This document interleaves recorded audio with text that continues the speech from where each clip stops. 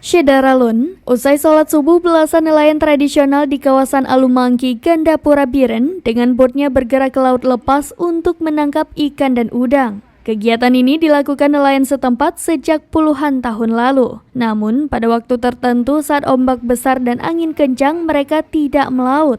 Seperti pada Kamis 12 Januari 2023, para nelayan yang berangkat melaut dengan bot bermesin tempel pulang sekitar pukul 8 hingga pukul 10 waktu Indonesia Barat. Hasil tangkapan di waktu tertentu cukup untuk kebutuhan rumah tangga, namun lebih sering hasilnya kurang. Para nelayan di kawasan tersebut sangat kompak dan bahu-membahu menaikkan bot ke darat usai melaut.